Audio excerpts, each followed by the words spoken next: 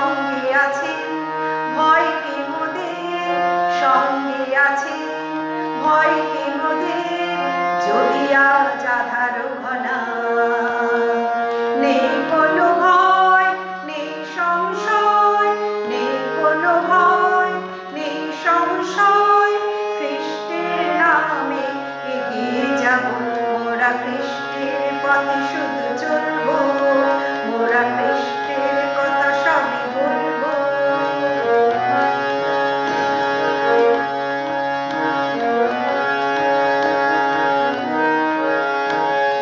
এবারে শুধু করি প্রচার, মুক্তি দেন প্রভু যে তাহারে চায় সে তাহারে পায়। এবারে শুধু করি প্রচার, মুক্তি দেন প্রভু যে তাহারে চায় সে তাহারে পায়। কেন আজ ঘরে বসে ভাবনার পাথরে ডুবে, কেন আজ ঘরে বসে ভাবনার পাথরে ডুবে, বয়ে যায় দিনগুলি, বয়ে যায় দিনগুলি, কেবলই হতাশা নিরাশা। নেই কোনো ভয়, নেই সংশয়, নেই কোনো ভয়, নেই সংশয়, খ্রিস্টের নামে এগিয়ে যাব মোরা, খ্রিস্টের পথে শুধু চলবো মোরা, খ্রিস্টের কথা সবই বলবো। নেই কোনো ভয়, নেই সংশয়, নেই কোনো ভয়, নেই সংশয়, খ্রিস্টের নামে এগিয়ে যাব মোরা, খ্রিস্টের পথে শুধু চলবো মোরা, খ্রিস্টের কথা সবই বলবো মোরা, খ্রিস্টের পথে শুধু চলবো মোরা, খ্রিস্টের কথা সবই বলবো মোরা, খ্রিস্টের পথে শুধু চলবো মোরা, খ্রিস্টের কথা সবই বলবো। নমস্কার প্রিয় বন্ধুরা, আশা করি সকলেই ভালো আছেন। মঙ্গলময় ঈশ্বরকে ধন্যবাদ দিই যে তিনি আমাদের সকলকে এই সপ্তাহটি সুন্দরভাবে রক্ষা করে আজকের এই পবিত্র বিশ্রাম দিনে আবার একটিবার তার চরণে বসবার সুযোগ দিয়েছেন। প্রভুর বাক্যে যাওয়ার আগে আসুন আমরা প্রার্থনায় যাই, প্রার্থনা করি। প্রেমময় পিতা ঈশ্বর, ধন্যবাদ দিই যে তুমি আমাদের সকলকে এই সপ্তাহটি সুন্দরভাবে রক্ষা করে তোমার চরণতলে আসবার আরো একটি সুযোগ আমাদের দিয়েছ। ধন্যবাদ দিই প্রভু যে তুমি আমাদের সহায় হয়েছ সর্বটি ঈশ্বরে। এই সময় যখন আমরা তোমার বাক্যের প্রতি মনোযোগ দেব, আশীর্বাদ করো প্রভু, যেন তোমার এই বাক্য থেকে আমরা কিছু শিখতে পারি এবং সেটাকে আমাদের প্রতিদিনের জীবনে ব্যবহার করতে পারি। এই প্রার্থনা আমাদের প্রভু যিশুর নামে চাই, আমেন। আমার এক বন্ধু ছিলেন বলছি তার কারণ তিনি এখন আর নেই, তিনি ঈশ্বরে নিদ্রাগত হয়েছেন। তার 3টি সন্তান, বহু বছর আগের কথা। তার 3টি সন্তানকে নিয়ে তিনি আমার বাড়িতে বেড়াতে এসেছিলেন। সন্ধ্যেবেলায় আমরা একসাথে বসে খাওয়া দাওয়া করলাম, নানা রকমের গল্প হলো এবং রাত হয়ে যাওয়াতে তিনি বাড়ি যাওয়ার জন্য উঠলেন, সঙ্গে তার স্ত্রী এবং সন্তানেরা। যখন তিনি ঘর থেকে বার হচ্ছেন তখন তার 2টি সন্তানের হাত ধরে তিনি ঘর থেকে বার হয়ে গেলেন। 3য় সন্তানটি রাত হয়ে যাওয়ার কারণে আমাদের বিছানাতে শুয়ে ঘুমিয়ে পড়েছিলেন। তিনি ঘর থেকে বেরিয়ে এগোচ্ছেন, আমি তখন তাকে মনে করালাম যে তার 3য় সন্তানটিও আমাদের ঘরেই আছে, ঘুমাচ্ছে। হেসে বললেন, আরে আমি তো ভুলে গেছিলাম ওর কথা।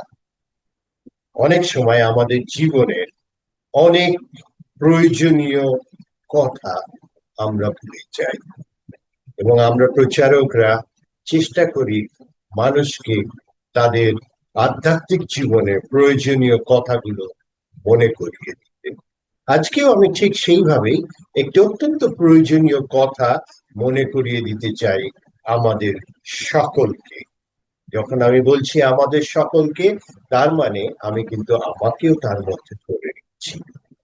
সেই প্রয়োজনীয় কথাটি হচ্ছে যে শয়তান একটি বাস্তব সত্য, যে সব সময় চেষ্টা করে প্রলোভনের মধ্যে দিয়ে, পরীক্ষার মধ্যে দিয়ে আমাদেরকে ঈশ্বরের পথ থেকে সরিয়ে নিয়ে আসতে।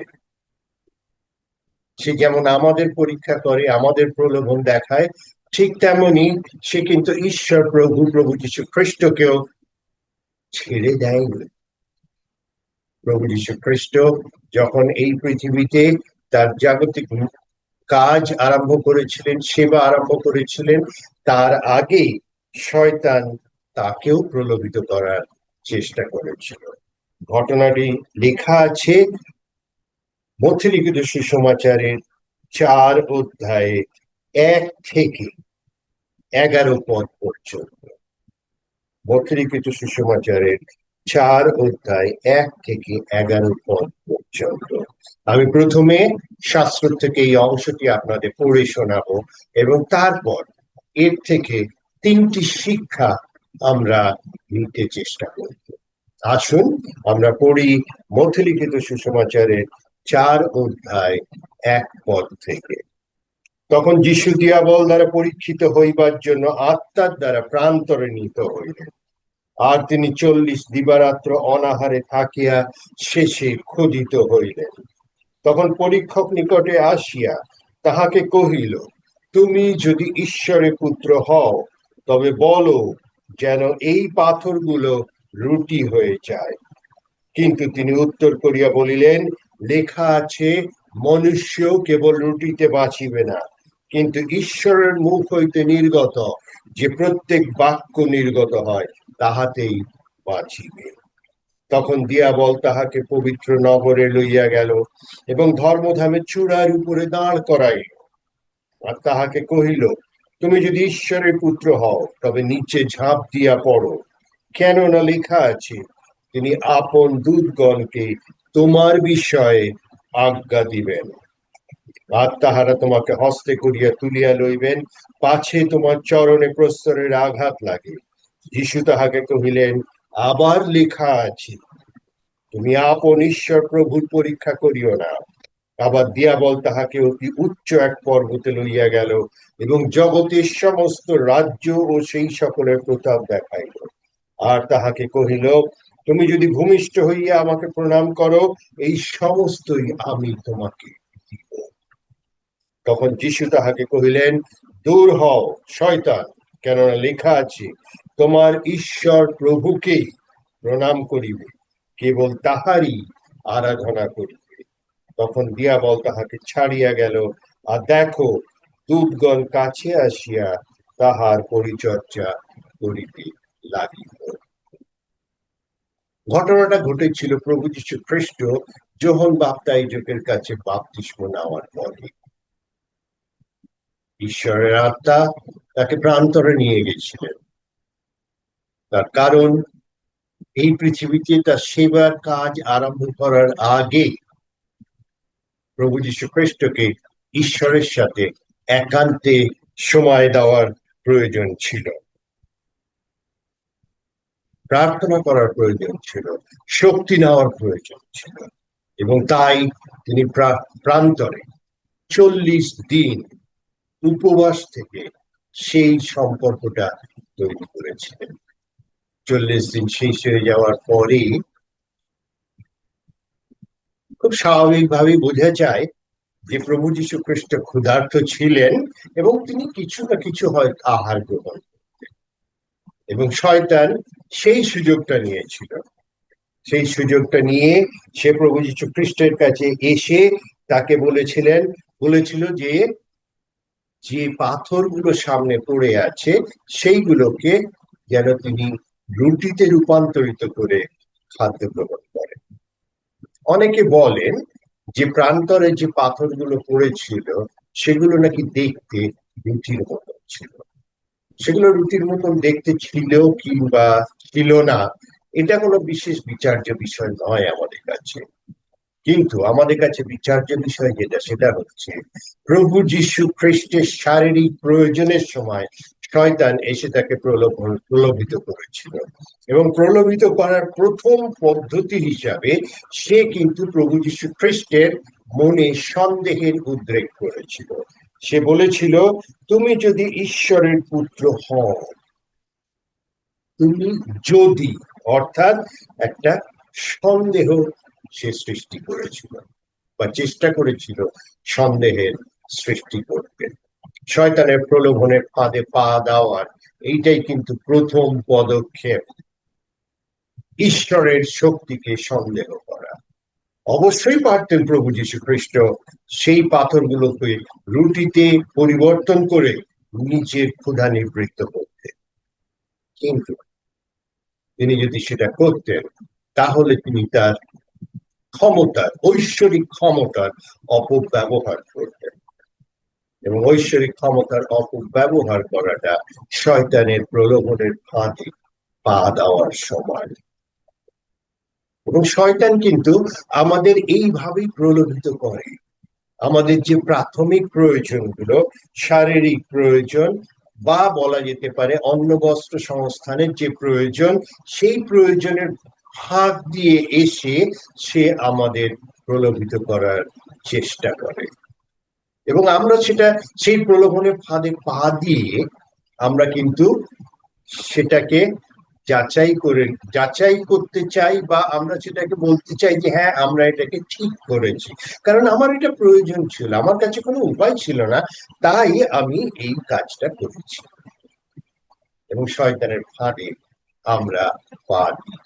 ঈশ্বরের উপর আমরা নির্ভরশীল হতে পারি না। মনে রাখবেন, আমাদের শারীরিক প্রয়োজন বাস্তব সত্য, কিন্তু সেই বাস্তব সত্যের ফাঁদ দিয়ে শয়তানের প্রলোভনের ফাঁদে পা দেওয়াটা কিন্তু ঈশ্বরের পথ নয়। আমাদের বিশ্বাস রাখতে হবে যে ঈশ্বর তিনি আমাদের যা কিছু প্রয়োজন তাই তিনি জুগিয়ে দেবেন। একবার এক ভাববাদী, শাস্ত্রে লেখা আছে, আমার কথা নয়, একবার এক ভাববাদীকে তার রাজার হাত থেকে বাঁচার জন্য তাকেও প্রান্তরে পালিয়ে যেতে হয়েছিল। ঈশ্বর সেই ভাববাদীর জন্য রোজ কাকের মুখে রুটি পাঠিয়ে দিতেন। যখন আমাদের প্রয়োজন হবে, তখন যদি আমরা ঈশ্বরের উপরে নির্ভরশীল হতে পারি, তাহলে জানবেন যে ঈশ্বর অতি অবশ্যই আমাদের সমস্ত প্রয়োজন মিটিয়ে দেবেন। দ্বিতীয়টা, আসুন আমরা দেখি যে দিয়াবল তাহাকে পবিত্র নগরে লইয়া গেল এবং ধর্মধামের চূড়ার উপরে দাঁড় করাইল। তাহাকে কহিল, তুমি যদি ঈশ্বরের পুত্র হও তবে নিচে ঝাঁপ দিয়া পড়ো। এবং লক্ষ্য করুন, এই দুটি ক্ষেত্রে, প্রথমটির ক্ষেত্রে এবং দ্বিতীয়টির ক্ষেত্রে, শয়তান কিন্তু বাক্য থেকেই উদ্ধৃতি দিয়েছিল। শয়তান যে বাক্য জানে না তা নয়, শয়তান বাক্য খুব ভালোভাবেই জানে, কিন্তু সে বাক্যের ব্যবহারটা সঠিকভাবে কখনোই করে না। সে বাক্যকে দুরুপযোগ করে এবং আমাদের ভ্রান্ত পথে পরিচালিত করার চেষ্টা করে। প্রভু যীশু খ্রিস্টের এই প্রথম দ্বিতীয় দুটিতেই আমরা দেখছি যে শয়তান প্রভুর বাক্যকেই অস্ত্র হিসেবে ব্যবহার করেছে।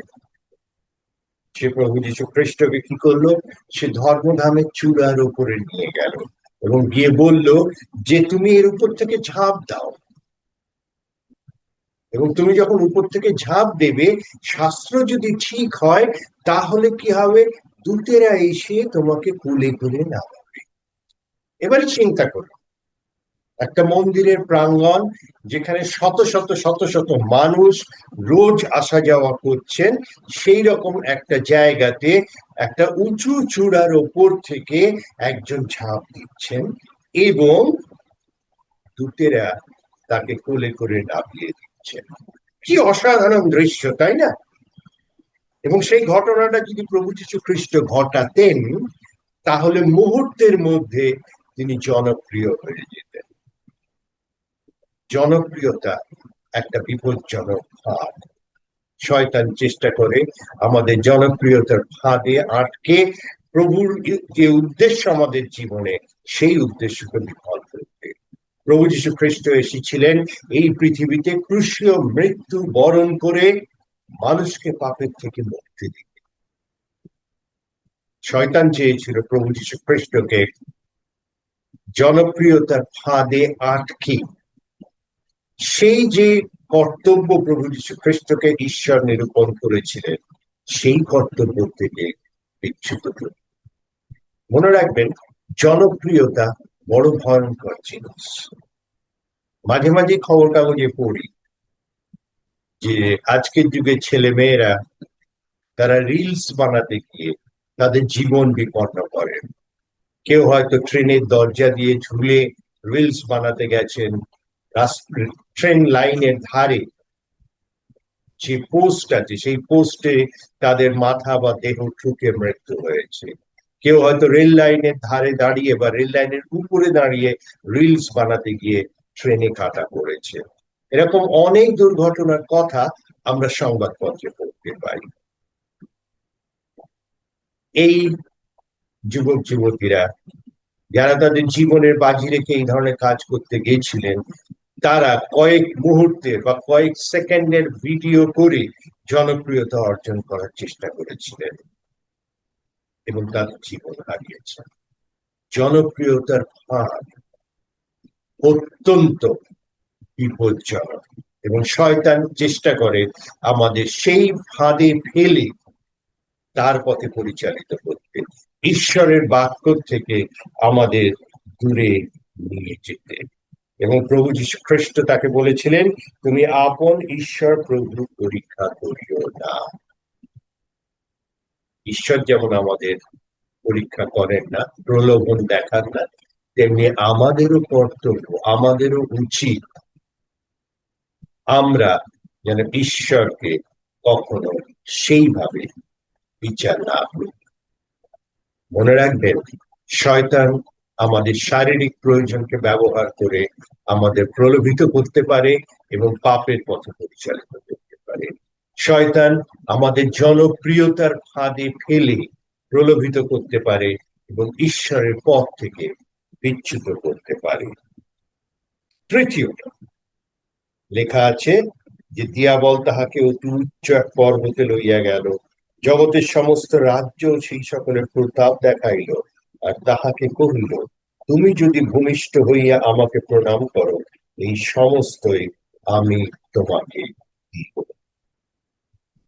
অর্থাৎ সে বলতে চেয়েছিল, যিশু, তুমি যদি আমাকে প্রণাম করো তাহলে আমি তোমাকে এই পৃথিবীর রাজা বানিয়ে দেব, তোমাকে দেব সেই অসীম ক্ষমতা যা দিয়ে তুমি এই পৃথিবীতে রাজত্ব করতে পারবে। সে ভুলে গেছিল হয়তো, অথবা সে জেনেও অভিনয় করছিল যে প্রভু যীশু খ্রিস্ট সৃষ্টিকর্তা, সমস্ত পৃথিবী তার অধিকারে আছে, তাকে নতুন করে আর কোনো ক্ষমতা দেওয়ার প্রয়োজন নেই, কারণ তিনি সেই ক্ষমতার অধিকারী। আমাদের ক্ষেত্রেও শয়তান কিন্তু সেই প্রলোভন দেখাতে চেষ্টা করে আমাদের ক্ষমতা দিতে, বা প্রলোভন দেখায় যে তোমাকে আমি ক্ষমতা দেব যদি তুমি আমার কথা অনুযায়ী চলো। এবং পৃথিবীর ইতিহাসে দেখা গেছে যে বহু মানুষ ক্ষমতার লোভে শয়তানের কাছে নিজেকে সমর্পণ করে দিয়েছে। তাদের জীবন, তাদের ব্যবহার আমাদের শেখায়, আমাদের দেখায় যে তারা ঈশ্বরের পথে চলছে না, বরং তারা শয়তানের পথে চলছে। একটা জিনিস আমরা এখানে লক্ষ্য করি যে এই তিনটি প্রলোভন যে শয়তান প্রভু যীশু খ্রিস্টের সামনে এনেছিল, প্রতিটি প্রলোভন শয়তান যেমন ঈশ্বরের বাক্য দিয়ে প্রভু যীশু খ্রিস্টকে প্রলোভিত করার চেষ্টা করেছিল, প্রভু যীশু খ্রিস্টও কিন্তু প্রতিটি প্রলোভনের উত্তর দিয়েছিলেন ঈশ্বরের বাক্য দিয়ে। অর্থাৎ আমরা যদি শয়তানের প্রলোভনকে এড়াতে চাই, তাহলে আমাদের এই শাস্ত্রকে জানতে হবে, এই শাস্ত্রকে অধ্যয়ন করতে হবে এবং এখান থেকে আমাদের জীবনের পথ চলার যে পাথেয় সেটিকে জোগাড় করতে হবে। না হলে শয়তান এই শাস্ত্রকেই ব্যবহার করে আমাদের ভুল বুঝিয়ে ভুল পথে পরিচালিত করতে হবে। তাই হঠাৎ হঠাৎ শাস্ত্র খুলে একটা পদ পড়লে চলবে না, আমাদের নিয়মিত ভাবে শাস্ত্রকে অধ্যয়ন করতে হবে, জানতে হবে এবং সেই পথে চলার সর্বোচ্চ চেষ্টা করতে হবে। আরো একটা জিনিস কিন্তু আমরা এটা প্রভু যীশু খ্রিস্ট 10 পদে লেখা আছে, তখন যীশু তাহাকে কহিলেন, দূর হও শয়তান। অর্থাৎ তিনি শয়তানকে ধমক দিলেন। একটা কথা আপনাদের বলতে চাই, শয়তান কিন্তু পরাজিত শত্রু। সে প্রলোভন দেখাবে আমাদের, কিন্তু আমাদের তার কাছে নতি স্বীকার করার কোনো প্রয়োজন নেই এবং আমাদের তার সাথে কোনো রকম কোনো আপোষ করার প্রয়োজন নেই। বরং শয়তান যখন এসে আমাদের প্রলোভন দেখাবে, আমাদের তাকে ধমক দিয়ে বলতে হবে, দূর হও শয়তান। এবং শয়তান তখন আমাদের কাছ থেকে দূরে চলে যাবে, আমাদের প্রলোভিত করার চেষ্টা করবে না। আমরা একটা বিজয়ী জীবন যাপন করতে পারব। প্রভু যীশু খ্রিস্টতে বিজয়ী জীবন যাপনের মতো আনন্দের বিষয় আর কোনো কিছুই হতে পারে না। মনে রাখবেন প্রিয় বন্ধুরা, শয়তান কিন্তু আমাদের প্রয়োজনীয় জিনিস দিয়ে প্রলোভিত করার চেষ্টা করে। শারীরিক প্রয়োজন, পারিবারিক প্রয়োজন, সামাজিক প্রয়োজন, এইগুলোকে শয়তান ব্যবহার করে এবং যখন আমরা সেটাতে প্রলোভিত হই না, তখন কিন্তু সে আমাদের আরো এক ধাপ এগিয়ে নিয়ে যায় এবং নিয়ে গিয়ে জনপ্রিয়তার প্রলোভন দেখায়। কারণ অনেক মানুষের হয়তো শারীরিক প্রয়োজন বা আপেক্ষিক প্রয়োজন মেটানো আছে, তারা আরো বেশি কিছু চায় এবং সেই বেশি কিছু চাওয়ার মধ্যে একটি হচ্ছে জনপ্রিয়তা। শয়তান তখন তাকে সেই জনপ্রিয়তার প্রলোভন দেখায়। অনেকে আছে জনপ্রিয় হওয়ার পরে ক্ষমতার অধিকারী হতে চায়, শয়তান তখন তাকে সেই প্রলোভনটা দেখায়, ক্ষমতার প্রলোভন। আমাদের প্রয়োজন আছে যে আমরা যেন আমাদের জীবনকে একবার দেখি এবং শয়তান আমাদের কোন দিক দিয়ে প্রলোভিত করতে পারে সেই বিচার করি। তারপরে প্রভুর বাক্যে আমাদের নিজেদেরকে শিক্ষিত করে আমরা যেন সদাপ্রভুর পথে চলতে চেষ্টা করি। আমাদের সকলের জন্য এটি আমার প্রার্থনা। আসুন আমরা প্রার্থনায় যাই। প্রেমময় পিতা ঈশ্বর, আমরা তোমাকে ধন্যবাদ দিই তোমার বাক্যের জন্য, যে বাক্য আমাদের জীবনের পথে চলতে সাহায্য করে। আমরা আমাদের সকলকে তোমার হাতে সমর্পণ করে দিচ্ছি এবং প্রার্থনা করি প্রেমময় পিতা, যে তুমি আমাদের তোমার শক্তি দিয়ে, তোমার প্রজ্ঞা দিয়ে পরিচালনা দাও, যেন তোমার শক্তিতে শক্তিমান হয়ে, তোমার প্রজ্ঞাতে যেন পরিপূর্ণ হয়ে এই পৃথিবীতে আমরা আমাদের জীবনকে পরিচালিত করতে পারি এবং জীবনের মধ্যে দিয়ে যেন আমরা দেখাতে পারি যে আমরা তোমার সন্তান। কিছু ঘন্টার মধ্যে আমরা যখন একটি নতুন সপ্তাহে পদার্পণ করব, প্রভু প্রার্থনা করি তুমি আমাদের সকলের সঙ্গে সঙ্গে থাকো, সমস্ত সপ্তাহটি নিরাপদে রক্ষা করো, যা কিছু প্রয়োজন তা তুমি আমাদের জুড়িয়ে দিও। আমরা যেন আবার আগামী বিশ্রাম দিনে তোমার চরণতলে এসে বসতে পারি, তোমাকে ধন্যবাদ দিতে পারি, তোমার আরাধনা করতে পারি। এই প্রার্থনা আমাদের ত্রাণকর্তা প্রভু যীশু খ্রিস্টের নামে চাইলাম, দয়া করে শ্রবণ এবং গ্রাহ্য করুন। আমেন।